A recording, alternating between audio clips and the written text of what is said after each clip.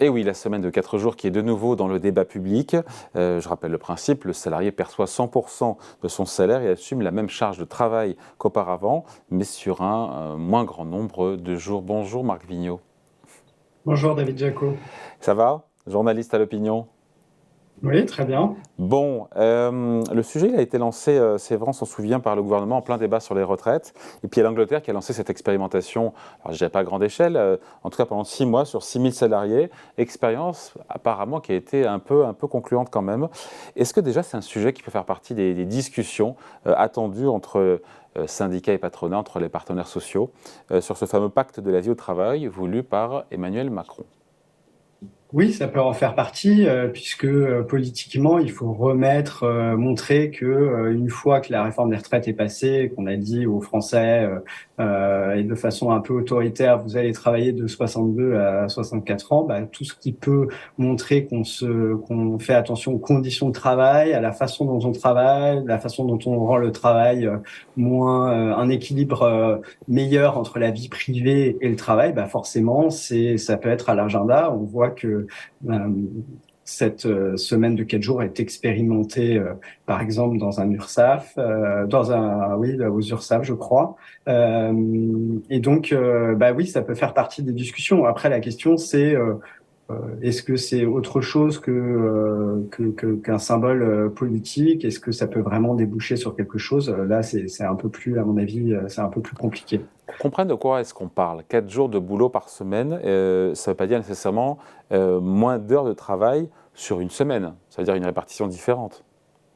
Oui, oui, mais c'est bien tout le problème, c'est que déjà, pour quel salarié on peut appliquer ça? Est-ce que ces 4 jours de travail, c'est forcément pour des salariés dont on décompte les heures, on voit enfin, il va y avoir des salariés au forfait jour qui travailleraient que 4 jours par semaine, mais comme ils ont un volume de travail à réaliser, le compresser sur 4 jours, bah, on ne sait pas si ça serait vraiment tellement profitable. Pour ceux dont le temps est décompté en heures, effectivement, ça consiste à rallonger un peu sa durée de travail pendant 4 jours pour pouvoir bénéficier d'un jour supplémentaire. De week-end, si on peut dire, voilà. Si c'est après, il faudra voir si tous les salariés qui passent à la semaine de 4 jours peuvent bénéficier de ce jour le vendredi. Ce n'est pas évident parce qu'il faut mettre en place des roulements. Il faut voir si l'intensification du travail le reste de la semaine n'est pas trop forte. Donc il y a plein de questions qui se posent. Dans certains pays, hein, il y avait des semaines de 4 jours où il y avait une réduction du temps de travail, mais qui s'accompagnait éventuellement d'une baisse de salaire. Donc on peut tout Ah oui. imaginer, hein.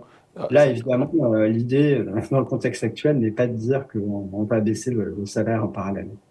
bon. Est-ce que c'est vrai que de plus en plus d'entreprises françaises réfléchissent ou même ont tenté l'expérience et celles qui l'ont fait, qui ont tenté cette expérience, est-ce qu'elles l'ont trouvée satisfaisante? Parce que j'ai l'impression qu'il y a 10 ans, on a eu ce débat-là, c'était un non-sujet, enfin, c'était tout, on était contre, et là, j'ai l'impression que les retours du terrain sont plutôt bons pour ceux qui l'ont fait.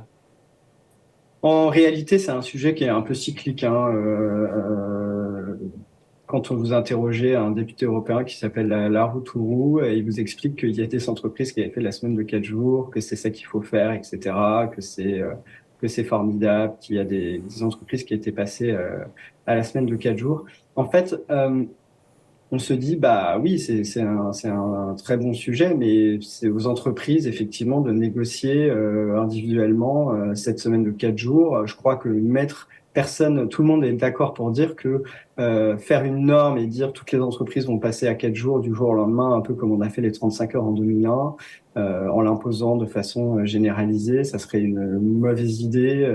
Parce que bah, dans certaines entreprises, les cadences seraient trop élevées.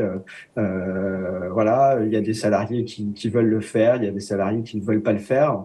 Je crois que dans l'expérimentation qui est en cours dans l'administration, hein, il me semble que c'est l'URSSAF de Picardie à vérifier, il y a que 3 salariés qui au final ont décidé de passer à cette expérimentation, hein. Donc c'est qu'il y a bien des, des contreparties ou en tout cas des choses qui font que les salariés ne se sont pas dit, les fonctionnaires en l'occurrence, ne se sont pas dit c'est formidable, on va tous essayer de passer à cette semaine de 4 jours. Et puis en France, on est quand même un pays où C'est pas du tout pour le dénoncer, mais on a déjà beaucoup de congés, on a déjà des RTT liés aux 35 heures éventuellement. Et donc, ça veut dire que si on compresse encore plus le temps de travail sur une semaine, sur 4 jours de la semaine, bah, ça veut dire qu'on risque d'avoir des cadences qui sont encore plus élevées.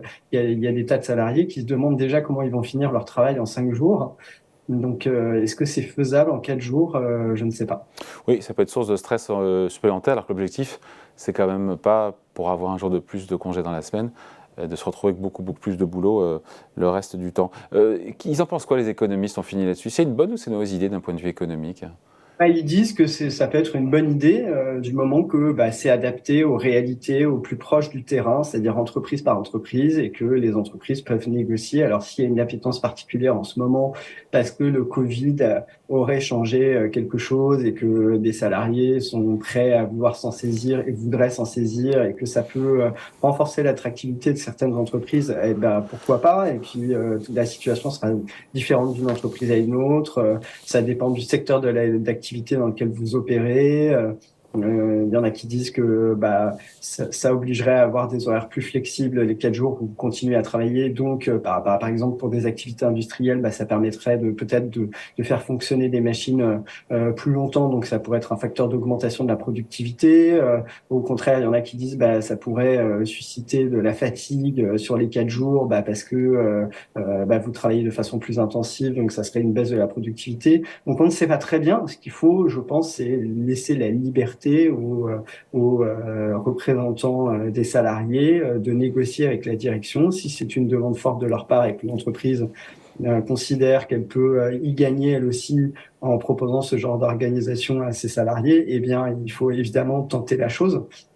Mais après, en France, je crois qu'on a un petit peu cette tentation de se tourner vers l'État et de dire ah, l'État va décider, va mettre sur la table l'agenda de la semaine de 4 jours. S'il y a une appétence dans le pays, bah, il faut qu'elle vienne d'en bas, elle vienne de chaque entreprise, des salariés qui ont envie de cette semaine de 4 jours. Peut-être que les partenaires sociaux au niveau national peuvent, dans une négociation interprofessionnelle, cadrer les choses, Ouais. dire ce qu'il est capable, ce qu'il est possible de faire et pas possible de faire. Est-ce qu'il y a des mesures d'accompagnement pour les entreprises qui franchissent le pas? On peut peut-être encourager, mais en tout cas, je ne crois pas qu'il faut rêver qu'il y aura un grand soir de la semaine de 4 jours, où où toutes les entreprises basculeraient à la semaine de 4 jours, comme on a basculé aux 35 heures au début des années 2000. Allez, merci beaucoup. Explication de cryptage signé Marc Vigneault, journaliste à l'Opinion. Merci Marc. Merci David. Salut.